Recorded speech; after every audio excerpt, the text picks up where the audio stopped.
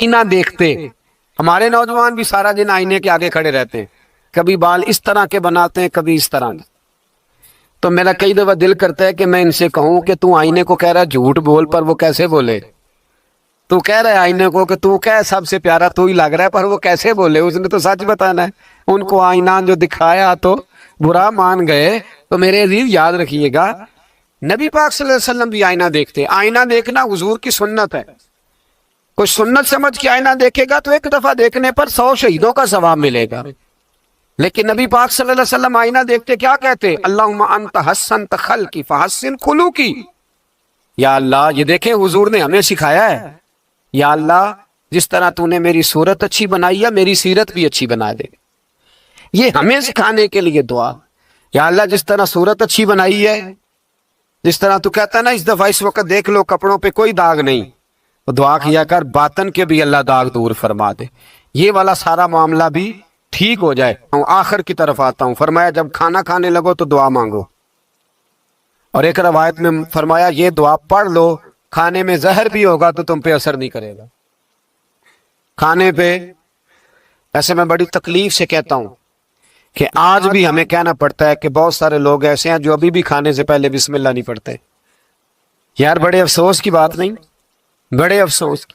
حضور نے دعا سکھائی، میں یہ دعا پڑھو گے تو زہر بھی ہوگا تو اثر نہیں کرے گا. بسم اللہ الذی لا یضر مع اسمہ شیء فی الارض ولا فی السماء یا حی یا قیوم، جس کی برکت سے زمین و آسمان میں کوئی چیز بھی نقصان نہیں دیتی. اور اے اللہ ہے ہمیشہ زندہ رہنے والے اور قائم رہنے والے. یہ نبی پاک علیہ السلام. اور ایک حدیث میں اور بھی دعا آئی ہے. بسم اللہ شریف تو خیر بخاری میں موجود ہے، مسلم میں موجود ہے. بسم اللہ والا برکت اللہ بھی ایک حدیث میں نبی پاک صلی اللہ علیہ وسلم نے ارشاد فرمایا. اور جب کھانا کھا چکے پھر کہا دعا مانگو، الحمدللہ الذی اطعمنا وسقانا وجعلنا من المسلمین. اللہ تعالیٰ کا شکر ہے جس نے ہمیں کھلایا بھی، پلایا بھی اور مسلمان بھی بنایا. مرزا مظہر جانا فرماتے ہیں کہ بارش ہوئی تھی تازی دلی میں تازی بارش ہوئی. ایک بابا لکڑی کے جوتے پہنے ہوئے کھڑا ہوں، اللہ اللہ اللہ اسی کسے دے کچھ بھی نہیں لگ دے نہ کوئی ساڈا دردی. بابا مست ہو کے جا رہا، اللہ اللہ کرتا جا رہا. ایک طوائف اپنے کوٹھے سے اتر کے تو سیڑھیوں پہ بیٹھی تھی، ساتھ اس کا یار بھی بیٹھا تھا. بابا اپنی مستی میں جا رہا تو بابا جی کے پیروں سے کچھ مٹی اڑی تو اس عورت کے کپڑوں پہ پڑ گئی. پرواہ ہی نہیں، بزرگ گزر رہے. وہ یار اس کا دوڑا ہوا آیا، اس نے آ کے تھپڑ مارا. کا خیال نہیں سارے اس کے کپڑے آلودہ کر دیے، تو کدھر تیرا دماغ نہیں ٹھیک؟ بابے نے نظر اٹھائی، کہا بیٹے میں نے دیکھا نہیں، چل اللہ تیرا بھلا کرے، تو نے بدلہ لے لیا. بابا جی چپ کر کے وَإِذَا خَاطَبَهُمُ الْجَاهِلُونَ قَالُوا السَّلَامَ چپ کر کے گزر گئے. ٹھنڈ کا موسم تھا، بارش تازہ ہوئی تھی، حلوائی دودھ کاڑ رہا تھا. اس نے بٹھایا بابا جی کو پھٹے پہ، پیالہ پکڑا، دوڑ کے آگے بڑھا. بزرگ آ گئے، آئیے بیٹھیے. دودھ کا گرم گرم پیالہ شکر ڈال کے دیا. بابا جی نے دودھ پیا، پھر نظر جھکی، پھر رنگ بدلا. کہنے لگے مالک تو کتنا بے نیاز ہے، کہیں تھپڑ مرواتا ہے کہیں دودھ پلاتا ہے. تیری بے نیازی ہے نا، ادھر تھپڑ مروایا یہاں دودھ پلایا، تو ہی جانتا ہے تیرے رنگ کیا ہے. ابھی بابا وہیں بیٹھا تھا، توڑے آئے پیچھے سے لوگ، شور ہوا. بابے کو دبوچ کے وہاں لے گئے جہاں اس نوجوان نے تھپڑ مارا تھا. کہا تو اللہ کا بندہ ہے، اللہ کے بندے بد دعا تو نہیں دیتے.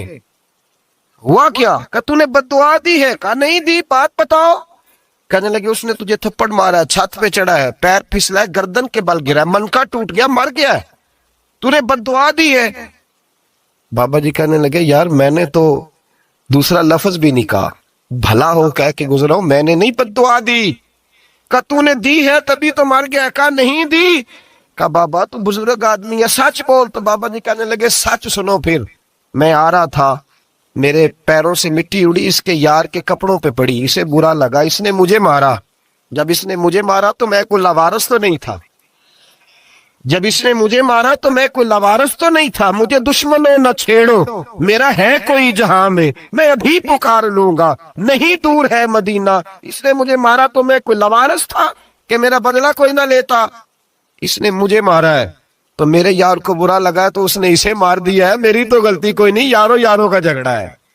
یہ تو دوستوں کا جھگڑا ہے, یہ تو یاروں کا جھگڑا ہے, کوئی غلطی نہیں میری, کوئی غلطی نہیں. خش خش جنہ قدر نہیں میرا, اے میرے صاحب نو وڈیائیاں, میں تے گلیاں دا روڑا کوڑا, میں گلیاں دا روڑا کوڑا, مینو محل چڑھایا ہے سائیاں, مینو محل چڑھایا ہے سائیاں. فرمایا اس نے مجھے لوارث سمجھا تھا کہ تھپڑ مار کے گزر جائے, میرا کو پوچھے گا ہی نہیں. میرے رسول پاک علیہ السلام کے بارے میں رب فرماتا ہے ابھی میں تو تیرے ہو تو وہ کافر کو سزا نہیں دیتا کہ تو موجود ہے. یاد رکھیں حضرت فضیل بن ایاز فرماتے ہیں ایک جوان تھا, مسجد میں آیا, لوگوں سے کہنے لگا روٹی کھلاؤ, کسی نے توجہ نہ کی. اس نے کہا میں رب بتانے والا ہوں, میری طرف دیکھو تو صحیح. کسی شخص نے خیال ہی نہ کیا. پھر اس نے کہا یار تھوڑا سوچو, نمازیوں سے کہا, اہل علاقہ سے کہا, انہوں نے کہا تیری طرح کے بڑے درویش دیکھیں. مسجد کے محراب میں وہ رب کریم کا بندہ انتقال کر گیا. جب فوت ہو گیا نا, لوگوں کا مزاج ہے بیمار کو دوائی نہیں دیتے, جنازے پہ وقت پہ پہنچ جاتے ہیں. جب کوئی گر رہا ہوتا ہے تو سہارا کوئی نہیں دیتا, جب کوئی گر جاتا ہے ٹانگ ٹوٹ جاتی ہے تو تیمارداری کو زمانہ پہنچ جاتا ہے. اور بزرگ وہ نوجوان اللہ کا نیک بندہ مسجد کے محراب میں فوت ہو گیا. حضرت فضیل ابن ایاز کہتے ہیں امام صاحب نے اعلان کیا چندہ دو, کوئی لوارث فوت ہو گیا, کفن دینا. چندہ کٹھا ہوا, کفن خریدا, جنازہ پڑا, عشاء کے بعد دفن کر کے آئے. فجر کی نماز کے لیے جب امام اور مؤذن مسجد میں آئے تو چیخیں مارنے لگے, تڑپنے لگے, دور دور تک آوازیں پھیل گئی, دنیا دوڑی آئی. کیا ہوا؟ کہنے لگے وہ جو تم نے کفن پہنایا تھا وہ یہاں پڑا ہوا ہے, اور دیکھو کفن پہ تحریر لکھی ہے. تحریر کیا ہے؟